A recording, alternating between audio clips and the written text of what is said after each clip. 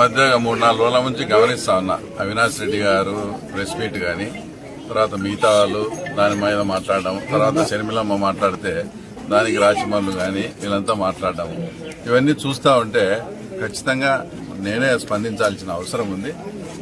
కాబట్టి ఎలాగో మీరు అడిగారు. అసలు అవినాష్ రెడ్డి ప్రెస్ మీట్ గాని మొన్న ఏదైనా చూస్తా అంటే నాకు అనిపించింది, పాతకాలంలో ఇతను ఇప్పుడు పుట్టి జరిపింది. పాతకాలంలో కనుక పుట్టింటే ఆ చిత్తూరు నాగయ్య, ఆ రక్త కన్నీరు నాగభూషణము అలాంటి వాళ్ళు అంత ఉన్నారు కదమ్మా, మహానటులు. వాళ్ళు కూడా ఇతని ముందర ఈయన కాలంలో పుట్టింటే వాళ్ళకంత ప్రతిభ కూడా వచ్చేది కాదు. అంత అమాయకంగా, అంత యాక్టింగ్ గా ఒక ఆస్కార్ అవార్డు వచ్చే విధంగా తనకి ఏమీ సంబంధం లేనట్టు ఆయన మాట్లాడడం చూస్తా అంటే, అసలు ఆయన ఒక మాట అన్నాడు, గుండెపోటు అనేది ఫస్ట్ చెప్పింది వాళ్ళే అని. అసలు ఆ గుండెపోటు అనే పదాన్ని ఎంత కావాలంటే అంత వాడుకునేది ఎవరు? తర్వాత మీరు కదా. ఫస్ట్ స్పాట్ పెట్టింది మీరు, స్పాట్కు పోయింది మీరు, స్పాట్ లో అదంతా క్లీన్ చేసింది మీరు. తర్వాత అవన్నీ పెట్టుకుని వేరే వాళ్ళ మీద తర్వాత గుండెపోటు అది ఇదని అసలు ఎట్లా మాట్లాడతారు? అసలు అవినాష్ రెడ్డి గారికి సెక్షన్ 201 అంటే ఏదో తెలుసా? సెక్షన్ 201 అక్కడ ఉండే సాక్ష్యాలను ట్యాంపరింగ్ చేయడం, దానికి 7 నుంచి 10 ఏళ్ల శిక్ష.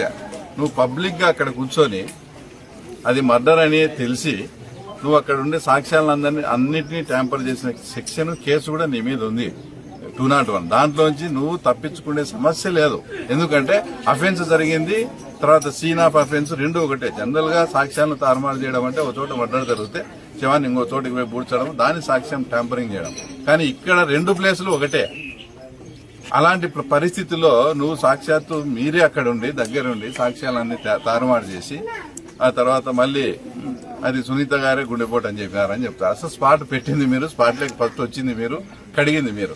ఇంకా రెండో విషయం ఆయన మాట్లాడడం ఏంటంటే, ఇప్పుడేదో సునీత గారు చంద్రబాబు నాయుడు గారికి సహకారం చేసే విధంగా ఏదో తోడ్పడుతుంది. అసలు ఇప్పుడు చంద్రబాబు నాయుడు గారికి సునీత సహకారం, ఇంకోరు సహకారం ఎందుకు? మీకు వచ్చింది 11 సీట్లు. ఇప్పుడు ఆయనకి ఏం అవసరం ఉంది అని మీరు ఈ రకంగా ఇప్పుడు ఒకటే చెప్తున్నా అవినాష్ రెడ్డి గారికి, సునీత గారికే గన రాజకీయ కోరిక గాని అది ఏదైనా ఉండింటే ఈరోజు నువ్వు ఎంపీగా ఉండేవాని కాదు. సునీత గాని, సునీత మదర్ గాని ఆ రోజు మేమే స్వయంగా అడిగినాం, ఇది వాళ్ళను ఇది దించాలంటే మీ ఫ్యామిలీ నుంచి అయితే కరెక్ట్ అని.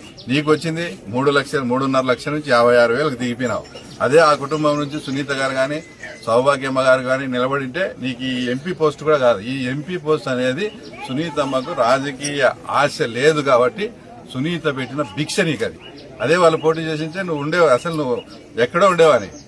ఎంపీ కూడా పోటీ చేసి అలాంటి వాళ్ళని పట్టుకుని చంద్రబాబు నాయుడికి సపోర్ట్ చేయాలా, దానికి ఇప్పుడు ఇంకా ఎంపలాడుతున్నారని అదేని. అయినా నాకు ఇంకోటి అర్థం కాలే, అవినాష్ రెడ్డి అనే వ్యక్తి ముద్దాయి ఇప్పటికీ కోట్ల చుట్టూ తిరుగుతున్నాడు. ఆయన ఏందో అప్పుడే ఏందో, ఇప్పుడు ఆడ జరిగింది ఏంది, సిబిఐ కాన్స్పిరసీ ఉంది అన్నారు. అది లేదు, ఛార్జ్ షీట్ వేసినామన్నారు. అది ఇంకా ఏదన్నా గానీ ఇప్పుడుండే వ్యవస్థల్లో చేసుకుని అది జగన్ రెడ్డికి భారతి వాళ్ళంత దూరం పోకుండా ఏదో అది జరిగింది. ఈయన ఆల్రెడీ ముద్దాయి. ఈయన పెట్టి ప్రెస్ మీట్ ఏందేందో పెద్ద ఏదో చెప్తా చూడు, పత్తిత్ అయినట్టు ఈయన పత్తి అవతారం ఇచ్చినాడు. చేసింది మీరు, ముద్దాయిగా ఇప్పటికీ కోర్టులో ఉన్నావు. తర్వాత నీకేం క్లీన్ చిట్ ఇచ్చినట్టు? నువ్వు అసలు ముద్దాయి కదా, తర్వాత నీకేం అర్హత ఉంది ఇప్పుడు ఆ కేసు గురించి మాట్లాడడానికి? కాబట్టి జరిగేది ఎటు జరుగుతుంది. ఏదో ఇప్పుడే మేమేదో దాంట్లోంచి బయటకు వచ్చేట్లు. అసలు నీ సెక్షన్ 201 గురించి ముందు తెలుసుకో. ముందు దగ్గరుండి అది మర్డర్ అని తెలిసి సాక్ష్యము తారుమారు చేసినాడంటే అంత షార్ట్ పీరియడ్ లో అంటే ఎవరు ఖచ్చితంగా మర్డర్ చేసిన వాళ్లకు హెల్ప్ చేసే ఉద్దేశమా కాదా? సిబిఐకి 1.5 సంవత్సరం 2 ఏళ్లు పడితే నీకు 10 నిమిషాల్లోనే నువ్వు అన్ని క్లీన్ చేయాల్సిన పని ఏమి? అంటే చేసిన వాళ్ళు ఎవరో నీకు తెలుసు, వాళ్ళని సేఫ్ చేయాలనే నువ్వు అదంతా చేసినావు. సిబిఐకి 2 ఏళ్లు పట్టే నీకు 10 నిమిషాలే నువ్వు చేసినావంటే అర్థమైంది, నీ ఆధ్వర్యంలోనే మీ ప్రకారమే జరిగింది. వాళ్ళను మళ్ళా పొరపాటున ఏమన్నా అవుతారేమని గుండెపోటు అని, రక్తపాత్రని తుడిచి నానా హంగామా చేసినాం. కాబట్టి కర్మ సిద్ధాంతం ఖచ్చితంగా ఉంది. మీరైతే దాంట్లో నుంచి తప్పించుకునే సమస్య లేదు. ఫైనల్ గా చెప్తాను, ఈ డిబేట్స్ ఈ మాట్లాడడం కాదు, దాని మీద నాకు అంత ఇంత నాలెడ్జ్ ఉంది. ఎవరొద్దు, ఏ టీవీ ఛానల్స్ ఏ ప్రముఖ జర్నలిస్టులైనా పిలుచుకోను, స్టూడియోకైనా వదాం, మాతో డిబేట్ చేయి. ఎవరు రారు, నేను అక్కనే వస్తా. పూలంగల కాడైనా సరే నీతో డిబేట్. నాటికి స్టాప్ చేద్దాం ఈ కేసు గురించి. మేము అడిగిన దానికి నువ్వు సమాధానం చెప్పు, నువ్వు అడిగిన దానికి మేము సమాధానం చెప్తా. దీనికి కావాలంటే స్వీకరించను.